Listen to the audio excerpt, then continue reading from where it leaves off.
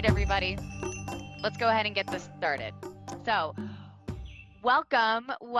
Thank you for joining the Light Psyde today. My name is Dani, and this is episode 1, the first ever Light Psyde podcast. I'm really excited to start doing this because really what I want to do is just connect to my tribe. I really love talking and connecting to people, so this is a perfect way for me to connect and talk to people. I heard Joe Rogan say one time, he's like, yeah, I literally talk to my friends. And after I heard him say that, I was like, I could do that. I could definitely do that. So, thanks, Missy. So, I guess I'll start with my intention behind this podcast is to spread the light. So, whatever that may mean, just spreading good vibes and spreading the light. So, bringing value to you guys in every way possible. Like, I expect to be on here talking about business, social media, psychedelics, bodybuilding, spirituality, Buddhism, astrology. Like, I really want to bring it all because I do feel like there's a light side to every single conversation that we could have, even some of the negative ones. So if there's a way that I can connect with people all across the world and have them bring their light and shed it to you guys, that is my number one joy and goal. So that's my intention behind this podcast. And I have a bunch of awesome people lined up. I already started recording with, his name is Nahum or Justin, spiritual bodybuilder. On Thursday, I'm talking with one of my friends who is a shaman, an ayahuasca shaman, and we're going to be talking about oneness, how to achieve that, the importance of it, and everything like that. So 2 people, I have like literally a list of 10 badass people to bring to you guys. I actually might be getting, I'm going to ask my business coach too, because I'd love to have her on here. She's awesome. And that's basically like how to grow a 6-figure business from your laptop. So she would be really great and beneficial, especially for this age that we're in. So I have a couple questions from my Instagram post. So I'll just start with those, and feel free to comment and post in the little chat here. And I would love some interaction and for you guys to be sharing and commenting with me. I think that's what's going to make this whole thing go round. So without further ado, let's get started. So I'll start with an easy one. Do I miss the bodybuilding lifestyle? And this was by Superhero Daddy on Instagram. To be honest with you, in some ways I do. Like, I miss waking up every day with a purpose and being like really good at something. And the bodybuilding lifestyle, so it's like that's a double-edged sword for me because there are some things about it that I do miss. But there are some things that I feel incredibly free from. Like, I feel free from counting cardio and counting macros and counting supplements and counting all of these things. So it's a double-edged sword for me, but I do miss feeling like an athlete and waking up every day and feeding my body with like good healthy food. And I miss working out every day 2 times a day. Right now, that's something that has kind of taken a burner, to be honest with you. So you know, there are definitely some things that I miss, but like I said, I feel very free and peaceful from a lot of things with bodybuilding. So what I'm working on now currently is working in the things that I miss, like working out every day, feeding my body with good healthy food, and just being really in tune and feeling like an athlete. And I can feel like an athlete without having to step on stage. So that is actually something that I'm working on incorporating now into my everyday life. So good question, Superhero Daddy. Thank you. Let me just take a little sip. Tea time, guys. Okay, so another one is, okay, athlete. Okay, so this one is a steroid question. If you guys have any questions about steroids, I'm all about it. All right, so let's go. So athlete. So he was asking, does a natural athlete have a chance against an athlete on steroids? And it's kind of a hard question because some people have super good genetics and they don't have to take a lot of like the gear that some other people have to take. So, however, if you are competing in the IFBB or NPC, and this is complete honesty, the physiques that they're awarding are definitely on steroids. I was one of them, okay? And that's what honestly got me to the top. Like, if they weren't awarding super lean, ripped physiques, girls with shredded glutes, like, I'm sorry, guys, but it's really hard for a girl to get a shredded ass without having taking antis. And that's just that I've tried it. Like, I've went as far as I could go, and the minute I started taking anti-estrogens, my butt started getting shredded because estrogen is what keeps the fat on your hips and your butt and your legs and things like that. So like a natural athlete, I think they could get very far, to be honest with you. Like, I really do think that they could get super far in the NPC. And maybe even get their pro card naturally, maybe especially if you're in bikini or figure. But if you are in physique or bodybuilding, the physiques that they're awarding are not natural physiques. So it's really like apples and oranges. But okay, now since we're on the steroid topic, there is definitely 100% a way to take them safely and effectively. Now, I don't think that everybody needs to be out there injecting testosterone or tren. Girls, if you're injecting tren, rethink that, okay? Because that can get really dangerous really quickly, and there's literally no reason for it. Now, I have heard of women taking tests, and once they get their levels checked and they find out that they are in fact low on testosterone and maybe a little bit could help them get their levels back to normal, then fine. Then I think it's normal. But just like take a safe amount. Like don't go changing everything about yourself, you know what I mean, just for a trophy. Like just really rethink that. And there are also things like clenbuterol, and that's not a steroid. Clenbuterol was actually first an asthma medication. It's designed to open up our bronchioles so we can get more oxygen, and fat gets burned with oxygen and gets oxidized. So in fact, getting more oxygen in your body does help you burn fat. But clenbuterol is not a steroid. And then there's also another one that a lot of girls do take, and it's called Anavar. Melanie, stay away from Chen. Thank you. And it's called Anavar. So that was the one that I took, like the anabolic, if that's what you want to call it. That was the one that was my main thing from I was pretty much natural until I turned pro. And then once I did that, I kind of walked it up little by little. But I took one thing at a time and then did a show and saw how it worked out, and then did another show and saw how that worked out, and like a little bit at a time. Don't go doing your first show and adding in all of these different compounds when you don't even know how you look dieted down. Okay, let's think about that. So Anavar is actually something that was originally prescribed to women and children with AIDS to prevent muscle wasting. So that one actually started out to prevent muscle wasting. And when we are in a deficit with bodybuilding, we need to be careful of muscle wasting. So Anavar is actually probably a good one of the more safer ones to take.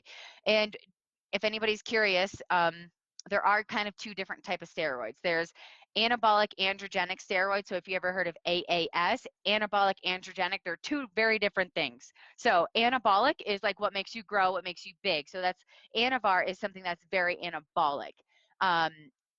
Androgenic is basically the male secondary sex hormone. So that's going to give you a mustache, a big downstairs, a big jaw, a deep voice, just like a male. So that's kind of the difference between the steroids. So if you can, like ladies, if you could take something that's more anabolic versus more androgenic, chances are you're going to get away with a lot less side effects.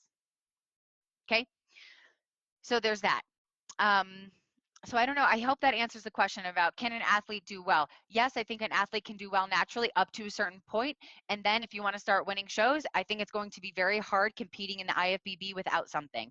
And that's just really honest. That's my really honest opinion, because I've seen it. I've seen bikini girls that are on way more than I was ever on being a physique athlete on the Olympia stage. Now, what I do want to caution you against is like the blind leading the blind. So if you're getting your diet and your steroid advice from a bro science dude at the gym who thinks he knows what he's talking about, take that with a grain of salt. Maybe go get your levels checked and go to an actual hormone replacement, or ask a girl who's taken it who's still, good. So just be careful of where you're getting your information from, and realize that there is life after bodybuilding. And one day you won't want to be working out this hard, and you won't want to be taking steroids forever. So just tread lightly as you're going through the industry like that and achieving your goals. Like, go slow. There's not a rush, and you don't need to take all of these steroids right off the bat. So if anybody has any questions about gear, thyroid meds are common too. Yes, thyroid meds are common. I have actually taken T3. But very, very safely in a super low amount. But you walk yourself up and then you walk yourself down. And I'm completely honest, guys. I'm not going to claim that I'm natural. I'm not going to lie. I have skeletons in my closet that I have no problem sharing. So I actually did take T3, but I took it very carefully because I did realize that if you have a thyroid imbalance and it will be very extremely hard for you to lose weight for the rest of your life. So be super careful about T3 and T4. It is very highly toxic on your oral organs and taking orals. So if you're taking a lot of like pills, it's realize that your body has to like not digest, but like filter out all of that stuff. So just tread lightly, guys, and go careful, go step by step. I do agree with steroids, especially if you are competing. But again, there is a safe and easy way to take them. So next thing I want to talk about is plant-based. So if you guys don't know, I am plant-based. I've been plant-based for about 2.5 years. After I was finished competing at the Olympia, actually backstage, I threw out all of my meat containers and was just like, fuck meat, I'm done. And so before the Olympia, I had been wanting to go plant-based. And for me, it's a compassionate thing, right? So like I had a really big problem with harming other animals to feed my body. And that's just the way I think. I don't know if there's a right or wrong way to think about this, and people can argue like the ancestor thing and whatever. I don't think that way. I think that we have a moral and ethical choice, and we can thrive off of plants. We can build muscle. We can get super fucking healthy, and so that's just my stance on it. And my reason for going plant based is purely for the animals. I just reached a point where compassion was the only thing that mattered to me, whether that be treat myself with compassion, other human beings, plants, and animals. Like once I saw that a dog was the same as a cow, like the same consciousness, the same light that was in their eyes. I literally couldn't look at meat or anything else any other way. Um, so that was mainly my reason for going plant-based. And at the time, I didn't realize that it was super healthy for you. Like I was just like, I really don't care if this is healthy or not. This is how I feel, and I'm willing to risk my whole competitive career on it. And not that you have to risk your whole competitive career. So somebody asked me, like, what do I think about plant-based bodybuilding? I think very highly of plant-based bodybuilding, and I think that it's starting to become something that is way like more and more known every single day. I don't know if anybody has seen Game Changers, the documentary on Netflix, but the Game Changers documentary was really changing. Like I got so many messages after that came out about like they're like, all right, Dani, tell me like what do I have to do? I'm vegetarian, I'm plant-based, like what do I do? Because what I love about that documentary is they don't bash anybody who's eating meat. And I hope that doesn't come across this way at all. Like I'm not trying to bash anybody who's eating meat. I did it for 27 years and I have nothing, whatever. I just didn't know. But this documentary is really beautiful because it shows you that you can in fact be an elite athlete and eat plants. Like we're just thought and conditioned to think a different way, but there are other ways to do this. So um, there's like one of the strongest men in the world is a vegan. I don't know if you, and there are a couple IFBB pros who I'm friends with that are vegan. Tori Washington is one of them, and the other one is Nimi Delgado. So both of them, and if you guys have any questions, like follow them. They're amazing, and they put all their food, and both of them are really great IFBB pros, and they're all plant-based. And I know there are a couple women's physique athletes who are doing it as well. Um, and guys, think about it. Like protein is protein. Amino acids are amino acids. I really don't think that it matters where you get your protein from. Like where do you think the cows get it from? Plants. So like let's just skip the middleman and go right to the good stuff, right? So I do believe that we can build muscle off of plants. Like why wouldn't we be able to? Um, yeah, so I'm a huge fan of it, and there are IFBB pros who get fucking shredded, who get really huge, who achieve greatness on plants. It's just they're the minority right now, and everything that we've been taught since we were little kids, we've been taught that meat is the way for athletes, and I think that the world is waking up to something different now. Like endurance athletes, actually, in that movie Game Changers, there's a lot of stuff about endurance athletes like performing better on plants. And so there's just a lot of research that's coming out about plants. And to that point, somebody also asked me about what is it, the fuck, autoimmune disorders.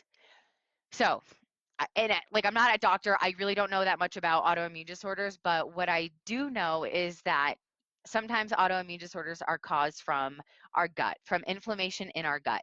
And I do know that eating meat does cause a lot of inflammation and acidity in our bodies. So I'm led to believe that if you have less inflammation in your gut and in your body, then chances are you're a lot less likely to have an immune system flare up or have an autoimmune disorder come and like wreak havoc on your body. And I'm not just saying meat is the only culprit. Like coffee makes our body acidic. A lot of other things make our body acidic, and that's not the only reason that we get autoimmune disorders. My mom actually has rheumatoid arthritis. And she's been vegetarian since she was diagnosed. But I do believe it's like something that we do to our bodies. Like it could be something in our gut bacteria that's messed up.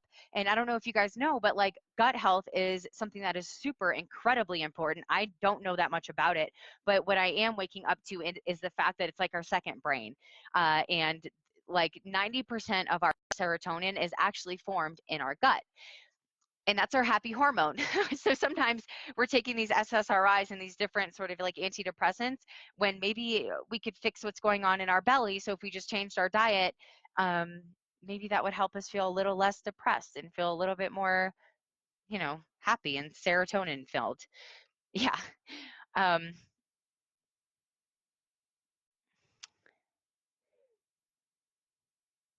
how did I'm just reading a comment here. How does people eating roadkill?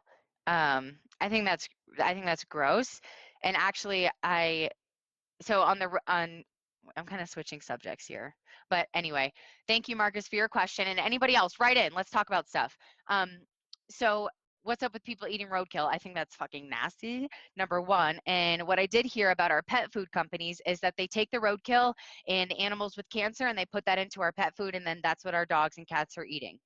So after I learned that, I started making my dogs their own food. So they eat carrots, peas, and corn with sometimes lentils and beans and just much healthier stuff, and oatmeal and bananas and apples and things like that. So I don't agree with eating roadkill. I think that's freaking really nasty, and it just should just be there where it is.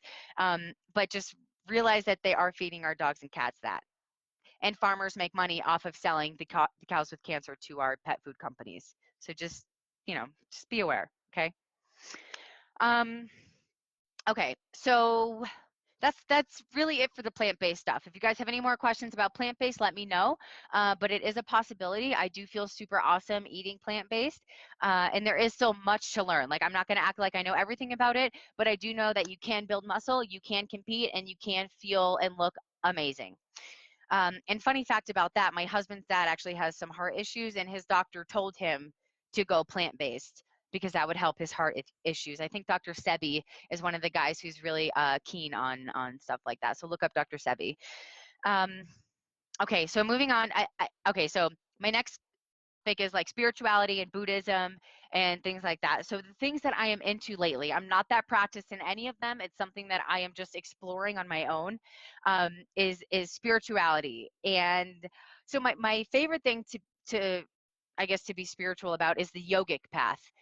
For me, that when I did yoga teacher training, that opened up an incredible amount of doors for me. And I was like, oh my shit, I need to go to India like right now.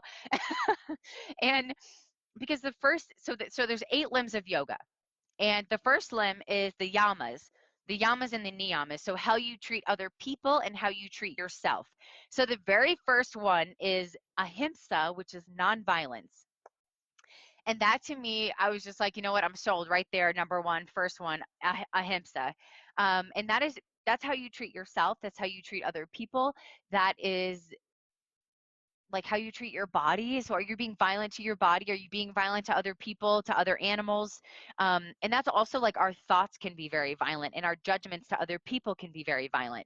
So even if you're not physically like punching someone in the face, you might be punching them in the face with your words.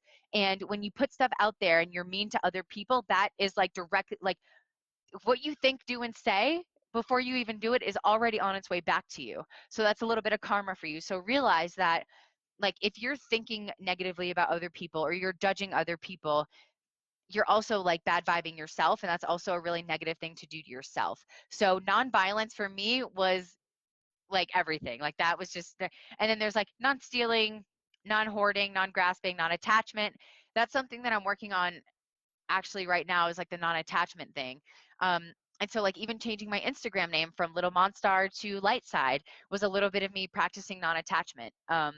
Because I was very attached to that. I was attached to my following and my tribe and everything I built, and everybody knew me as Little Monstar. I don't even think people knew my name as Dani. So that was something that was actually really tough for me to practice. Um, and so along the 8 limbs of yoga, I don't know if you guys knew this, by the way, but there's only one limb of yoga that is physical. That's the asana, the physical posture practice that we do. All of the other ones are either like mental or breathing or how you treat other people. And I just thought that was super beautiful. And when I went through yoga teacher training, I was extremely lost and confused and broken and in so much pain. And I didn't know who I was or what to do or what to say. And yoga for me gave me that. It gave me a path to walk. It reignited this light and this spiritual connection within me that I lost with bodybuilding, that I was honestly terrified without. Um, and so for me, I'm working my way through books, and I'm practicing and I'm studying. But for me right now, the yogic path is the one that I will be walking. And like I said, I'm getting better at that every day. And two other things that I'm learning more and more about is Buddhism and Hinduism. Like I said, I don't really know that much about it, but one of the beautiful things about social media is I connected with somebody in India, and he has been sending me a bunch of different like Buddhism or Hindu chants and their holidays. There was just like Shivarati, and then Ganesh, which is the elephant, had his birthday a little while ago. So I'm slowly dipping my toe into all of these beautiful little cultures and all these beautiful little religions. Um, and it's just so beautiful. And what I love about the Buddhist culture and religion is that it's so peaceful and it's so nonviolent, and it's literally about connecting to the divine, and it's about everything and everybody being one. Like we are all one consciousness under this one sun. Like it's one tribe, everybody. Like there's no reason to be fighting everybody. We're all humans. And if I feel like if everybody would just let go of their egos for a second, we would stop seeing the separation. And to me, that's like the greatest um illusion of being a human, is that we're separate, and we're not separate. Like we're not even separate from animals and plants, but like we're human. Like even the people who are causing terrorism, like I wish they would just see that we're human. But I feel like there's a lot of egos going on, and I feel like if people would let go of that a little bit, then they would be a little bit more peaceful and feel a little bit less need to prove something and have all this pride and all this attachment to who they are and what they do. And yeah, so I'm just dipping my toe into all of these things, but I am in love with what I'm seeing so far. And like Buddhism, it's about, and there's so much to meditation, and I'm such a big proponent of meditation. And this really just saved me. And with all of my life coaching clients, that's the number one thing that I tell them to do, is meditate, because it cuts you off from the real world. Like it creates the pause in between the reaction and in the response. So like, all right, so in Buddhism, they call it like a monkey brain, which is, I think a lot of us have had. I have it from time to time. I kind of have it a little bit right now. But it's basically like the monkey brain, all of the chaos and all of the shit that's going on in our head every single day, and thinking about all of these different things, and even like judging and us feeling judged and caring about what other people think. And there's just so much monkey brain going on, right? So what meditation helps us with is to shut that shit up and to just calm down and focus on the present moment. And something that I've learned with meditation is that it's an intense practice of being in the present moment. And when you can practice being in the present moment during meditation, you can practice being in the present moment when you're in your daily life. And I think that's what we're all just really dying for, is to be present. And what I've learned about depression is that depression is sometimes we're too far back, right? Like we're focusing on what happened and dwelling on that. And sometimes anxiety is worrying too much about what's in the future and just being anxious about what might happen and oh my goodness and all of these things. So, but what meditation does is it brings us to the present, and it brings us in the moment where all of our power actually is right now in the moment. um, and Yes. So I am a huge proponent of meditation. And if you guys need a little bit of help getting started, there is an app called Insight Timer. And it's free, and there's like 25,000 free meditations on the app, and I highly recommend downloading it. There's a bunch of different, and there's all different sort of, there's even just like some Christian stuff, some Buddhist stuff. There's some sound healing, some frequencies that you could listen to. And really meditation is a practice of getting out of your mind, out of your monkey mind, and coming to your senses. And some people get confused and they say, oh, well, what am I supposed to be focusing on? If like, how do I clear my brain if I'm supposed to be focusing on this guided meditation? And it's essentially, you're just focusing on the words, or you're focusing on what you hear, or you're focusing on like your hands or whatever. But it's really just focusing on anything that's not your mind and your monkey brain. Yes. So meditation, do it. It's awesome. Mm. Oh my God, my sissy. Gino, I'm on the yoga path as well. It's a great discipline to have in my life. You know what? I think about you so much when I go do yoga, and I smile so much when you tell me that you just got done with your hot vinyasa class, because I just know how beneficial that is. And speaking of yoga, there is, when you're doing yoga, you're also focused on being in the present moment, right? So you're focusing on your mind and your body. And a lot of people think when they first start to do yoga that everybody is going to be in the class watching them do the pose wrong. But the truth is, they're focusing on doing their pose right. They're not focused on you. So that's a big lesson to learn when you're going into yoga, is to just focus on your pose. And what that does is you focus on your breath and you focus on your pose. So now you're in your breath and you're in your body, you're in your senses, and you're being more present and in the moment. So you can get out of your monkey brain. So I highly recommend doing yoga, and I did it for a little bit when I was competing. And if you are an athlete of any kind and you're lifting, I highly recommend yoga, because what it will do is it'll keep you open and keep you limber and probably keep you a little less egoic. But I didn't learn, I did yoga a couple times when I was competing, but I didn't really get into it until I moved to Colorado, and I did it for a month straight. And then I was like, oh. And for me, yoga checked all of my boxes that bodybuilding did. So for me, bodybuilding, I loved being in my hoodie, right? And being sweaty and just being physically taxed, being mentally taxed. You have to keep going and stay on the stepper. Every single step matters. And then spiritually connected. Like, to do both of those things, you almost have to transcend when you're doing cardio. And I hadn't had that feeling until I was done bodybuilding and started doing yoga again. And when I felt that, I was like, oh, okay, there's something to this yoga thing. And so I kept going with it. Okay, so next thing I want to talk about is psychedelics. If you have any questions about psychedelics, please write them down below. Okay, now, I'm not saying psychedelics are for everybody. In fact, I don't believe they are.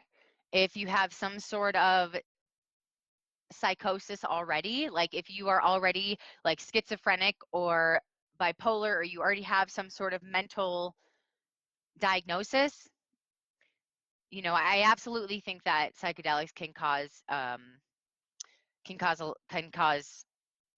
my mom is always like, be careful because people never come back.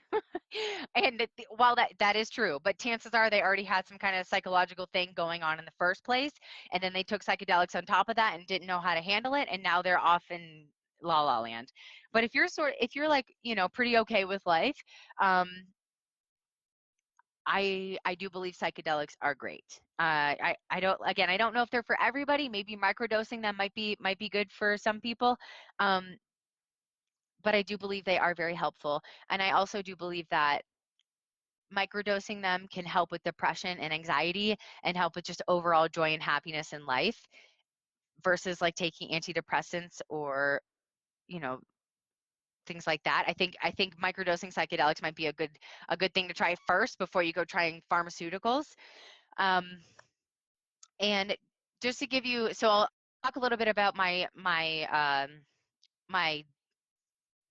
experiences with psychedelics.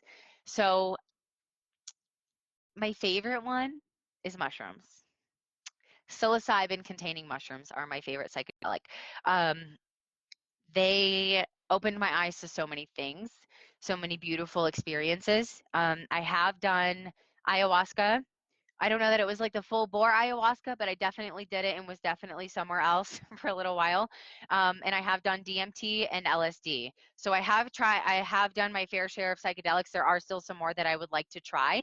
Peyote, I would love to try. 5-MeO DMT, I would like to try. And combo, but that's not actually a psychedelic.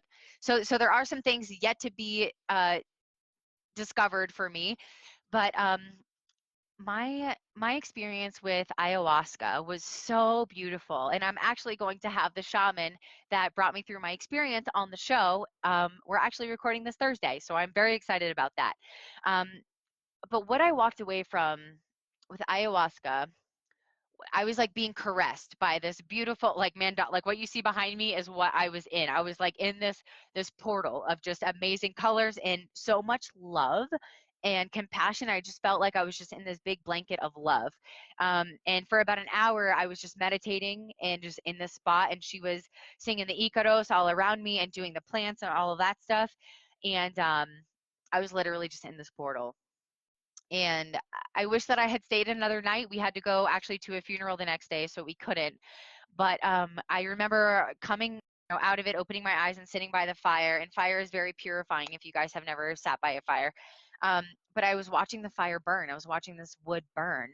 And I was thinking, I was like, man, like plants sacrifice for us and we sacrifice for plants. So before I went into the ayahuasca ceremony, I did a dieta or a diet, and I had already been plant-based, so that part was easy for me, but like no salt, no sugar, no caffeine. For me, caffeine is a big sacrifice, okay? So there was this, list of things that we couldn't eat in order to go and drink this ayahuasca drink. And Keith, hi, what's up, my friend? So before we went and did that, and for me, that was a big, huge sacrifice. We sacrifice time, we sacrifice all of these things to take this plant medicine. And then I was watching this wood burn and I was thinking, like, man, like this wood is literally sacrificing for us so we can live. And like back in the day, like the Way Day, when they lived by fire and they cooked by fire, that was something that was keeping people alive. Like plants were sacrificing for us as we were sacrificing for plants. And psychedelics have been around for thousands of years. Like there's even cave drawings that look like mushrooms, and they have found, I think Graham Hancock was the dude, but on Joe Rogan, they were talking about it. And psychedelics have been around for years and years and years. They didn't just come when the Beatles came out, and they weren't just around in the 60s. They have been around forever as as a ceremonial ritual. And now I am not a big fan of partying with psychedelics. I actually think that's super disrespectful. Yes, I actually really do. I think it should be done in a ceremonial setting and something that's very special and sacred and done with an intention. Like I think if you're just going out taking mushrooms for no reason, not you're just not getting out of it what you could be getting out of it. And there's so much to get out of it. So my ayahuasca experience was that. I'm really excited to go and do another one where I can maybe stay for like 5-7 days and do maybe 3 or 4 ceremonies a night and just really experience what this medicine has to offer us. And speaking of ayahuasca, I just think that so it's like the Mother Earth spirit. And that's what I think I get so excited about the most is like there, and you can, and I'm not just the only person saying this, but there's like a sort of spirit, like a Mother Earth spirit that's about this, that drinking this. And although the trips may be extremely difficult, I don't really feel like there are bad trips with psychedelics. So I just think that there are some difficult trips, but they're for our benefit. Like they are to help us. So if you have a hard trip when you're on psychedelics, when you're on ayahuasca, it's so you can be a better person for the planet, right? So there's this Mother Earth spirit in this plant that you're drinking, and what she wants to do is make the world a better place, make her home, her spirit, Mother Earth, a better place. So even if your trip is hard, it's so you can be a better human for the greater good of the planet. So that's what I believe, and that's why I'm not afraid, because I believe it'll be the greater good for the planet. It'll teach me how to serve better, how to serve this world better. Now, to talk about mushrooms a little bit, those were my favorites. Still to this day, they're my favorites. I do microdose them some days, and some days I just take a little bit to, go for a walk and just meditate and, dive a little bit deeper inside and ask myself some questions and things like that. Um, so my very first time that I remember like tripping, it was with my friends. We were just having like a little birthday party. There was like 5 of us. And it was right when I was thinking about quitting competing. And it was right when I went plant-based. So I had a bunch of big changes in my life. I had just gotten married.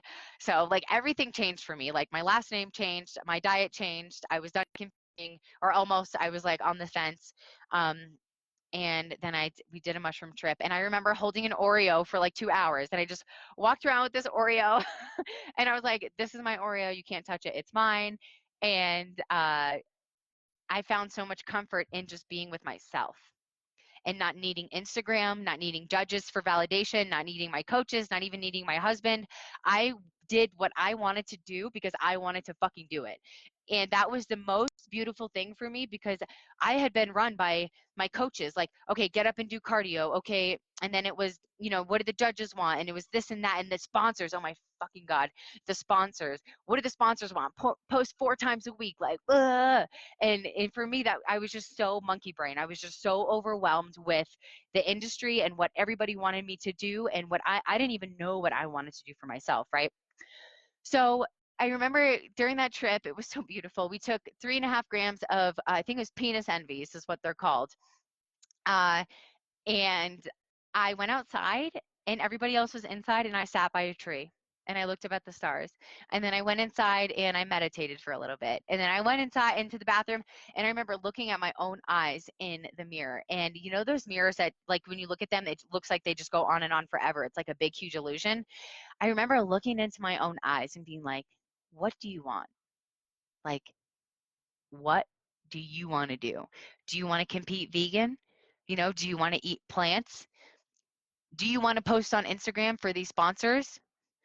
And I just asked myself, what do you want to do? And that was the first time in a while that I was like, what do you want to do, Dani? And then I went outside or went out with the group and sat with everybody and closed my eyes. And I was brought to like this Mount Fuji. Like I was taking a selfie with Ian, and behind us was a big, huge mountain. And my next thought was, oh my God, I have to get up in the morning and do cardio. Like nobody's going to Japan because I have to do cardio again. And that that really hit me differently. And I was like, there's so much to this world that I have not discovered. Like there is so much of myself that I have not discovered. And I literally just wanted to explore a new side of myself. And I found so much excitement in exploring the world and not having to do cardio and not having to like weigh out my food every single second. And like I found so much peace and excitement in that. And so the next day I quit my sponsors. I quit Redcon. I was like, you guys, I'm sorry, but I can't do this anymore. I can't post for you and have you run my Instagram. And every time I opened up my Instagram, I felt guilty because I didn't post for them and I wanted to post for myself. And I was just like, what the fuck? And so I quit, and I was like, oh, I am free. And, and the reason I say that, and I'm not saying that every sponsor is like that. This is totally a personal thing. I never started bodybuilding to be a sponsored athlete. I started bodybuilding to become Miss Olympia, period. I never wanted to be on a supplement bottle or in a magazine. Like that was never my goal. My number one goal was to be number one. And so when I got the sponsors, it just wasn't exciting to me. Like it wasn't exciting for me to post about them and 20% off of this protein. And like, and don't get me wrong, I am very grateful for everything that the sponsors have given me, but I'm not a good sponsored athlete because I never wanted to be one. So my very first mushroom trip, they helped me quit Redcon. And so I did. And then a couple months later, I did another trip, and I would say it was more of a Terrence McKenna type heroic dose. It was probably like 6 or 7 grams. And I was at home where I grew up, and it was like one of the last nights that we were staying in the house that I grew up in. So my mom was selling the house, and it was sad. We were there for 16 years. That house meant a lot to us as a family. It was the first time we had a house and not an apartment. And that neighborhood, I grew up there. So I was laying on my driveway like I used to when I was little or in high school, and I was laying up there looking at the stars. And like I said, I took a lot of mushrooms that day. Probably won't do that again, but that was just what I did. And so I closed my eyes, and I remember everything just folding in on me like choo, choo, choo, choo, choo. And I felt like I went to the singularity of a human being. Like I was like down deep in my third eye, just in the middle. and and then everything was just like I heard like a snap or a sound, and it looked like a Batman pow. And it like the sound had a picture with it. It was like pow. And and then I was like, all right, cool, let's play with this, right? So I pictured myself laying on top of the most beautiful mountain, and the wind was blowing, and it was just so gorgeous. And I pictured myself there, and I was just laying back, not in my driveway, on the top of a mountain, and it was awesome. And then down the street, I heard a car door slam, and all of a sudden, I was brought like to this alleyway where I was in the back of like a Chinese restaurant or some shit, like laying on all my stuff, and still same position, hands up, and I smiled, and I smiled, and I smiled because I was with me. Like I was with myself. And that came at a time where I was so lost. Quit bodybuilding. I've been done with bodybuilding for about a year, and I was just like selling health insurance, like fucking hating my life. And I was like, what am I doing? So for me to find myself and to be okay and with me, and to know that that's all I need. I don't need a bunch of Instagram followers. I don't need to be number one. I don't need to be Miss Olympia. I don't need sponsors. I don't need anything but myself, because no matter where you go, there you are. And I feel like that's one of the greatest gifts that I have ever been given. And so I stayed with this visualization a little bit longer. And then I appeared, my spirit self appeared, and I was like standing on top of Pride Rock. And the wind was blowing, and I had dreads. Before this point, I did not have dreads. And I had dreads, and I was just like wild. I was just in nature, and I was like who I want to be, like I was like at my roots, and I felt like I was almost like in this video game. And I had like this cool like arm tattoo with like a cuff, and I had really long, beautiful, wild dreads, and I was just like confident, and I was ready for anything, and I was just like one with nature. And it was I met my spirit self. Like I felt like I met my intuition. And with Little Monster gone, that side of me was gone. I met like my inner, like that inner warrior that made Little Monster was this bad bitch that I was looking at. And I, so I came out of that, and I was like, oh my God, like I know who I am. Like I know who I want to be, and everything makes sense. And I found myself. And this is why I'm an advocate for psychedelics, because even though some things can be really difficult when you're going through them, like you wake up to everything. You wake up to yourself, you wake up to the universe, you wake up to oneness. And it's a pretty insane experience. And so that was one of my favorite trips. That's why I have dreads, and that was my spirit self. So I made it my goal. I was like, you know what? If I can live as close to my spirit self as possible, I feel like I'm going to be really, really happy, because I'm living as close to my spirit as I can. And so I moved to Colorado, got dreads, and I'm in nature all the time. And I literally couldn't be happier. And my connection with nature is incredibly divine. And I believe it's from doing psychedelics like mushrooms and ayahuasca. You don't have to synthesize in a lab. You literally just cut it up or just eat it, and you're there. Um, and so for me, my connection to nature is incredibly divine. So Marcus asked if I've ever had a bad trip. So I actually haven't had a bad trip. I would say I've had like a difficult one. But okay, here's where set and setting matter more than anything in the world. Because and this is the same thing with weed, if you're smoking weed and you get anxious, check yourself, because I wouldn't blame the weed. I would see if you're anxious in everyday life. Like is everything settled in your life, or are you kind of a nervous wreck already, and then you're trying to smoke on top of that? And of course, weed is, if you didn't know, is a mild psychedelic. It's like the first level. And so why wouldn't it send you into an even more anxious craze? So I did have like sort of an off trip. I was actually really anxious and like thinking about not doing psychedelics, and I was just kind of anxious to begin with, and like the whole day nothing really went right and it didn't really feel great, and so my trip was actually really anxious, and I felt like one of my best friends wanted me to leave, and I was just really self-conscious, and I'm like, and I just got really even more anxious and paranoid than I was before the trip. So um like but that like that what that trip showed me, what that taught me, was that set and setting matters so much, so much. So, and it's beautiful. Psychedelics show you, they're there to teach you about yourself, and they're there to show you things. So, if you just go open and you say, I'm open for whatever this has to show me and whatever you have to teach me, then you go like, and if it's a bad experience, you know that it's, or a difficult one, you know that it's for your greatest good. Like, there's a big lesson to learn in that. And real quick, I'll just say one thing. So my friends, we went to Wekiva Springs, which is, we're in a canoe and we're, going along the little river, and we took some mushrooms, and my friend didn't eat hers, so I ate the rest of hers, and that was a mistake. But this was also a big, huge lesson for me. Like, I took too much, and I had never been in this canoe, and I'm in this little, or kayak. I'm in this little kayak. The water's like literally right here, and there's probably gators and snakes and all of this shit under me. And I kind of like freaked out a little bit, and I just got anxious, and I just had to chill for a second and let the peak of it pass, and then we were paddling back, and I felt like I was in trouble by nature. Like, I felt like I was Simba, and Mufasa was like, Simba, you deliberately disobeyed me. And that was a huge learning lesson for me with psychedelics. Like, they are not a party drug. They are to be taken respectfully, and they are to be taken seriously and ceremoniously every single time.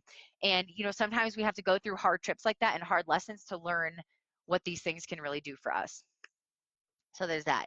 And now real quick, DMT is crazy. Like, that one's pretty insane, yo. Like, it's um I haven't broken through yet. I plan on it eventually, but I have not yet. I would say that I've gotten really close to where everything was insane. My very first experience was, I was in this yellow mandala, like what you see behind me, and I was just like engulfed in just like a warm, loving, compassionate hug by God. It felt like I literally felt like it was just like loving me. And then another one was, everything was the same pattern. Like, everything was a square with a dot in the middle, and like everything, and that was really insane to me. And every time the trip would end, I like, there were like these little like elves or jesters or something, like closing the door on the experience. Like, as I was kind of coming back to reality, they were like closing me out of the experience, and I remember both times. And something crazy about the square with the dot, the pattern that was on everything. A couple days later, I was looking for symbols for a new tattoo, and I saw in one of the things there was a square with a dot, and that was a symbol for truth. Truth.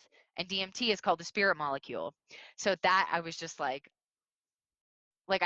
resonated with that so deeply, and that was just very exciting for me. So I'm going to go to the Ivy, Evie, hi, beautiful. Hi. Mel, every trip is different. They show you what you need to know at that time. Till the next time, in my opinion. Girl, I agree with you so much on that. Every trip is different, and they will show you what they need to show you. And whatever it is, there's a lesson in everything, especially with psychedelics. And it's always about you, because it's psyche, like psych, right? So it's like your psyche. And that's why I believe in them, because they show you some things. And I actually just got a text in here.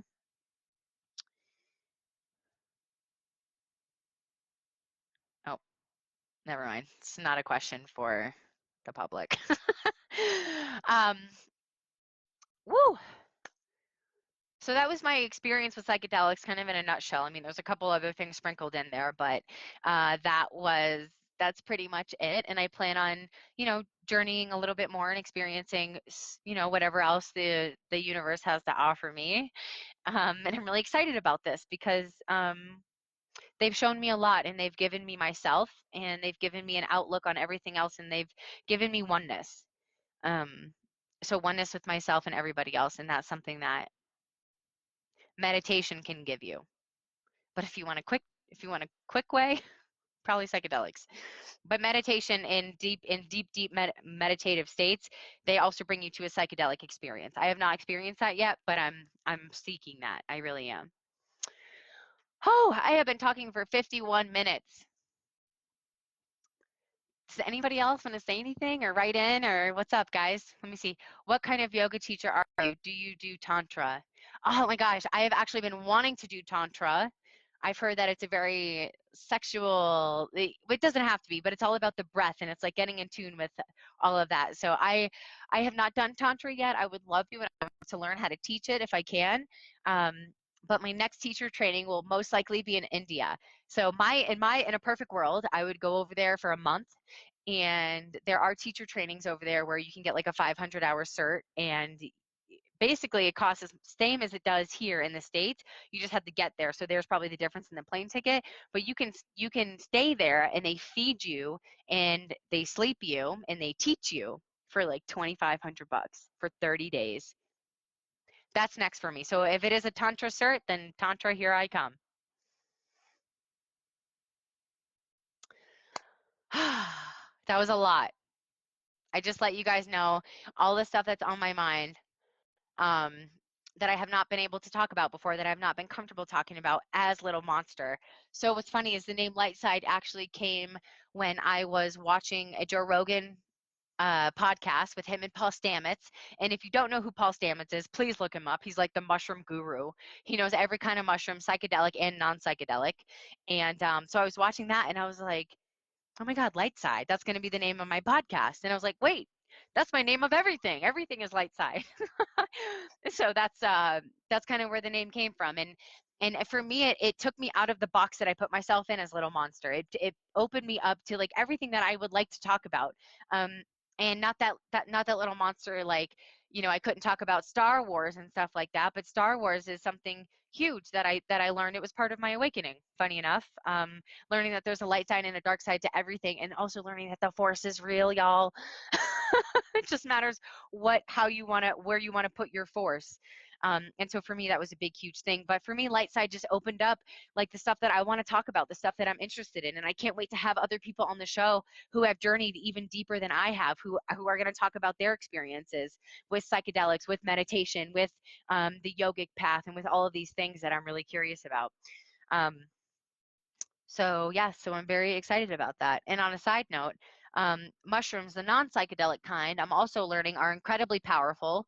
Like lion's mane is great for actually your nerve endings. So like the myelin sheath that's on the outside of our nerves, the lion's mane actually helps coat that and helps our nerves travel better. So it's actually been shown to help with dementia and Alzheimer's, and help with focus and concentration and things like that. So lion's mane is kind of the shit. And a lot of new supplements, like performance enhancing supplements, are coming out with things like cordyceps and reishi, two things that help with like our sleep and our performance. So be on the lookout for cordyceps, reishi, lion's mane. And there's probably more, but those are the three I'm familiar with. I take lion's mane every morning, actually. And I'm a fan. I actually want to send some to my grandpa. Yeah. And like, I don't know if this would work, but if you gave lion's mane to somebody who has like a neurological disorder, like MS or something like that, like I wonder if it would help their nerve endings talk to each other better and travel faster. Now I'm just like talking about random shit. Psychedelics is an awesome tool for the ego death. Yes, Mel, it is. Yes, it is. And that's why I don't know that, like, I don't know if they're for everybody, but I think everybody could benefit from some sort of psychedelic trip, even if it's a little amount, like even if it's just a little microdose of something. I do think that it helps open your awareness and open you up to a happier, more joyous way to live. Like, I really don't believe psychedelics will make you worse as a person and as an outlook on everything. Like, I think that it's really, I think it's really a beautiful thing. I really do. All right, everybody. Well, so this is the first podcast, and I'm so excited to have you guys with us. I know this was kind of me just like ranting about all of this stuff that goes through my head on a daily basis and all of the stuff that I want to build and cultivate. But I already have, like I said, I already have one episode recorded with Nahum, spiritual bodybuilder. We talked about bridging the gap between spirituality and bodybuilding. We talked about gut health. We talked about the ego. We talked about astrology. We talked about a bunch of stuff. And this Thursday, I am recording with a longtime ayahuasquero shaman who is one of my friends. Actually, her name is Anita Scott. She's fucking amazing. And we're going to be talking about oneness, how love is not suffering, how to get connected to the oneness of everything, how to get connected to the divine. I'm very excited about that. And also coming up, I have a sports psychologist. So talking about, positivity and things like that. And I have a couple awesome, amazing things in the works. So, and I'm doing this for you guys too. So if you have anything that you want to talk about or anything that you want to see or have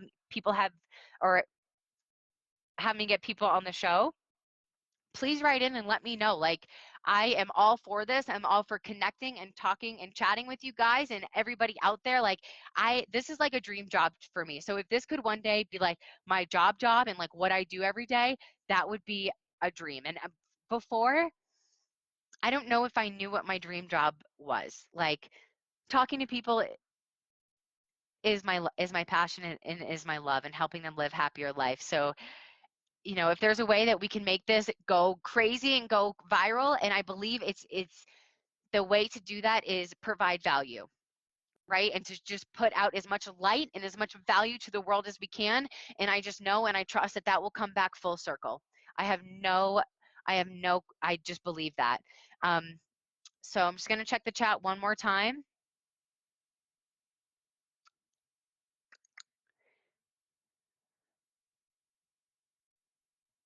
Oh, Ronnie, thank you so much. I'm gonna check that out. Is that Halakana? Halakana Natasha. Halakana Natasha's YouTube channel. She lives a great tantra lifestyle in Hawaii.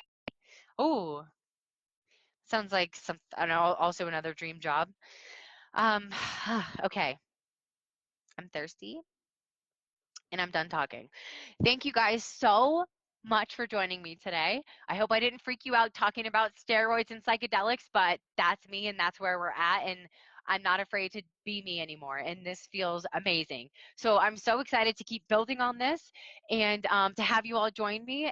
This will be posted on YouTube and on podcast if I can figure that out. I'm kind of just jumping without a net, and I'm just hoping my wings will appear on the way down. That's just how I do things. So I'm just going to close it with that. So I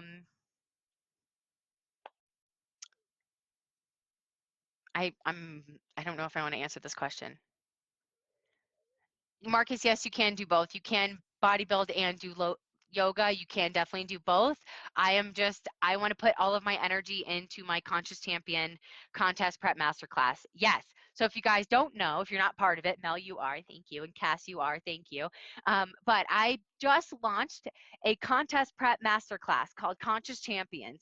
And it's essentially connecting the mind, body, and the spirit as it pertains to bodybuilding. But the lessons you learn in the class, you'll also be able to take with you for the rest of your life and out of bodybuilding as well. So, and this is something that has been my greatest joy right now. So Marcus, to answer your question, yes, I could do bodybuilding and yoga, but I'm having so much fun putting all of my energy into my tribe right now, my Conscious Champions, that I don't want to compete, because I know when I compete, it takes a lot of time and it's all about me and my food and what I need. And right now I'm just having so much fun shedding all of that light to everybody else that I can't compete right now. It's just way too fun to be there for everybody else. So anyway, okay. That's all I have to say. Thank you guys so much for joining the Light Psyde today. I'm excited to see you on the next episode. Stay tuned. Thank you all for your love and support and for making history with me and for joining me on the very first episode. I will see you guys next time. Peace, love, namaste, and join the Light Psyde. Mwah. Did it! Whoop, whoop.